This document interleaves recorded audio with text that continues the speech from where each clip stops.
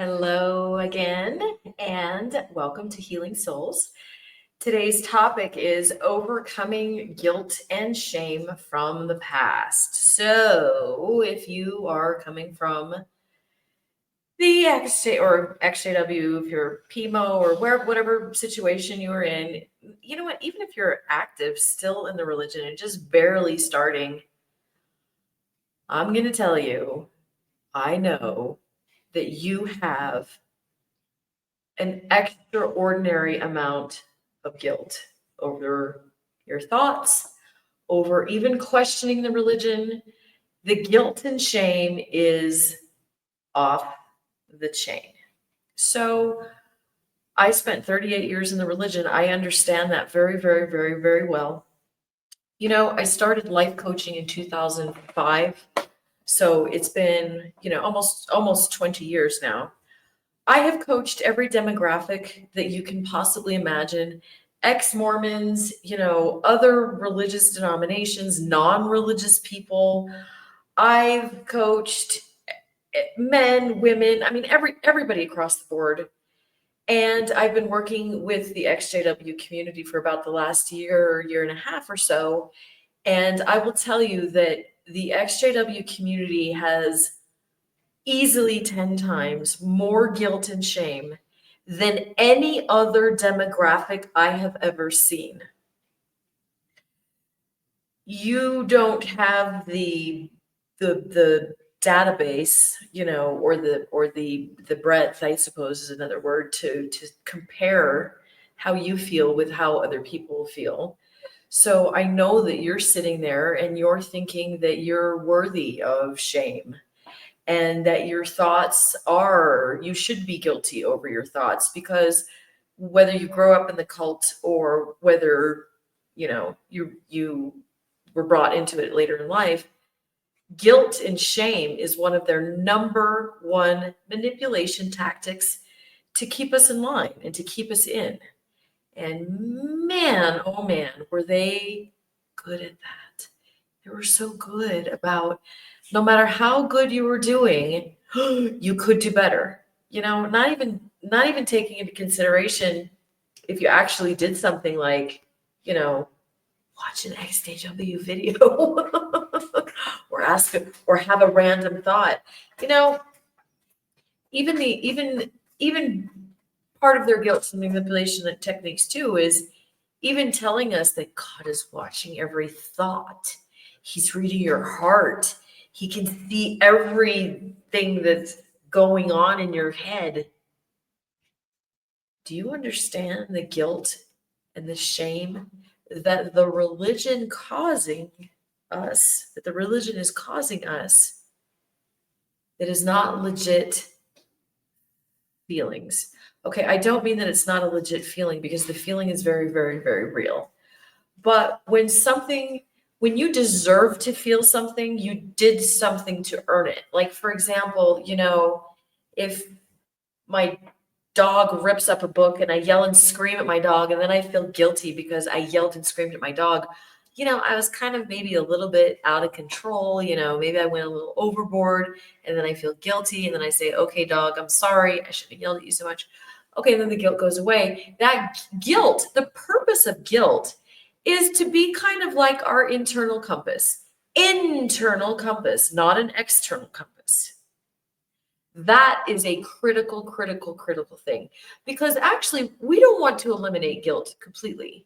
We just want to keep it in check so that it is our internal guide, not something that has been superimposed upon us by a cult.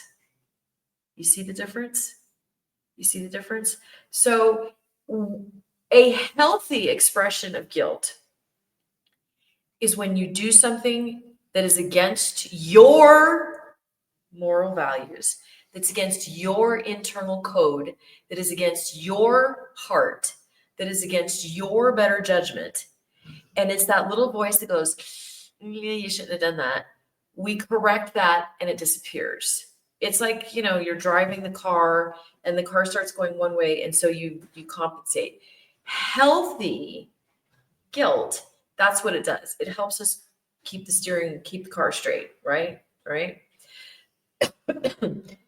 So with that explanation in mind, can you see how ridiculously unhealthy it is to have everybody else's ideas of what's right and wrong and what are appropriate behaviors and what are not appropriate behaviors? Do you realize how that would create a dynamic inside of you that you're holding a guilt and you're holding a shame for something that you didn't do? Or maybe you did do it, but it's nothing to be guilty or shameful over. Even like, well, obviously you're watching the ExJW video, so this is something that should cause you extreme guilt and shame. According to them, are you being harmed by this? Is anybody dying? Is this deadly? Is this horrific? No, this is education. This is education. This is growth. So, as you're thinking about some of the things that you feel guilt and that you feel shame over, actually make a note in the comments, please, because I think this is a topic that we should discover, we should delve into a little bit more, because I think we probably felt guilt and shame over everything. I mean, I think there was probably a time in my life that, I might have felt some guilt and shame that my shirt was a little low, and I would have felt like, those superimposed feelings. Now that you're free, or if you're becoming free, or you're exploring freedom, now it's time to start restructuring. Restructuring sometimes means demolition, like say you buy a house from the 1980s, maybe a remodel is appropriate. But if you buy a house, sorry, that was my cat jumping on the table. If you buy a house from 100 years ago, honestly, it might need to be demolished, wiped off the face of the planet so that you can rebuild everything from the very beginning. And especially in this topic of guilt and shame, this is probably one of those things that we need to wipe off the planet completely. So I'm really interested, put in the comments there, what are some of the things that you are feeling guilt and shame over? Maybe it's disappointing family members. Maybe it's, let's see, what are some of the other things? Turning your back on something that you've known forever. It's disappointing God. But what are some of the things that we are feeling guilt and shame over? And let's start reframing that. I'll take the one about guilt and shame over family members. So that comes from probably a place of love. I know we all love our family and we don't want our family to feel bad, obviously. And so the religion tells us that if we behave a certain way, we are going to hurt Jehovah's heart and we're going to hurt our family's heart. But first of all, I'll tackle hurting God's heart. If we're hurting God's heart, then God probably needs a therapist, because we are not responsible for anybody else's feelings. We are not responsible for anyone else's actions. As a life coach, one of the number one things I start teaching people is we are responsible for our own emotions. We are never responsible for anybody else's emotions. How the other person chooses to respond is completely 100% on their shoulders, not on yours. Now, we also came from a society where we're paranoid of stumbling somebody. God forbid should our skirt be too short and we would stumble somebody. Well, we're probably the only class of humans in the universe that is so overly concerned about stumbling somebody. If somebody chooses to be stumbled because I have a V-neck here, that is not my responsibility. That is their weirdness, right? How many instances can you think of in a congregation where somebody was stumbled Over what? You watched a movie? You watched a Disney movie? You watched a R-rated movie? And now somebody has stumbled and you feel guilty? Okay, so I'm helping you reframe the insanity, excuse me, over feeling guilt over actions that are totally normal. Doesn't that seem a little crazy? That another person would be so concerned with the clothes that you wear, or what you choose to read, or what you choose to watch on YouTube, or how you choose to entertain yourself. Does it start to seem a little bit insane that we would feel this overwhelming guilt about actually living, about actually being alive?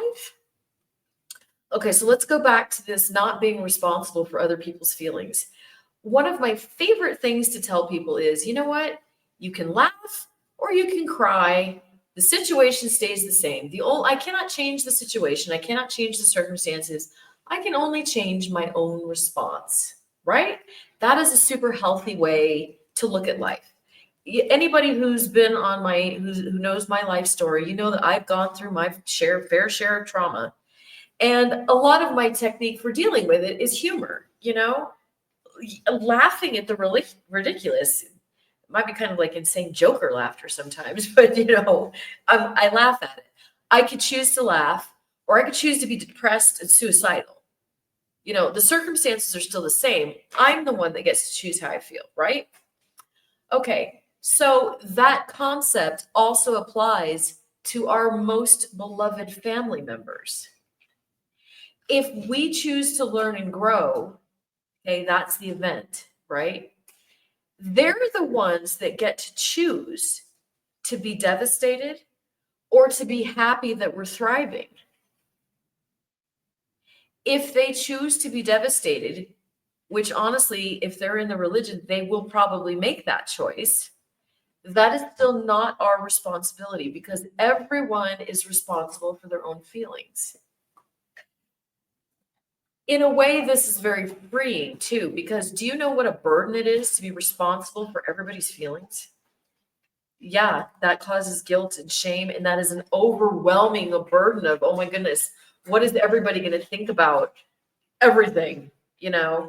How much did we have to censor what we said, where we went for, like our whole lives? We had to censor everything because we were so ultra concerned with how somebody else would respond.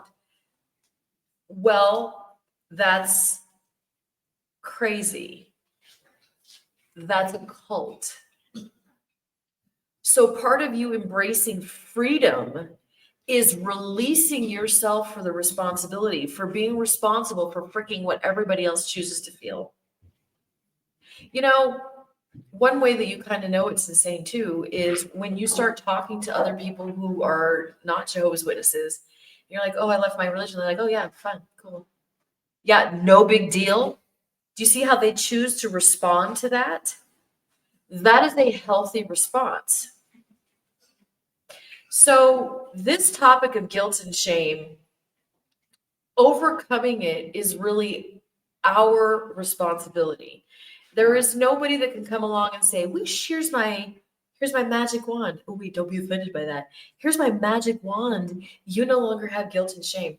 It is your responsibility to now start choosing your own responses. So so we're going to do like 3 steps here. We choose to leave the religion. They choose to feel hurt. Now we get to choose how we feel about them feeling hurt. Okay? So we choose to leave the religion. They choose to be hurt. And I choose to feel guilty? No. Empathy? I could feel empathy for them because they're in a cult. They're being brainwashed. They are rejecting us, and they are feeling devastated, and they are not happy for our growth because they're in a cult. So if I can start to release the guilt that, oh my God, I made them feel like that, and recognize that, no, actually, that is their choice to feel like that. Now, I'm sad that they're hurt. but I have empathy for them, not guilt. I'm not going to take responsibility for how they choose to feel because I can't take responsibility for everything everybody feels in the entire universe. Okay. Okay. So I'm trying to keep these videos a little bit shorter so that people have time to watch them all. Please make some comments here because I'd like some interaction. I want to know what are some of the other things that you're dealing with. Also make comments on what other topics that you want me to cover because sometimes I'm kind of struggling to come up with other ExJW topics. So give me some ideas here. Please remember to like and subscribe because this is a baby YouTube channel. This is my baby YouTube channel. And every single like and every single comment helps this information get out to more people. So please do me a favor. Here, look what I did here. Please like me. All right, guys, leave the comments and I look forward to reading them, okay? I'll talk to you guys soon.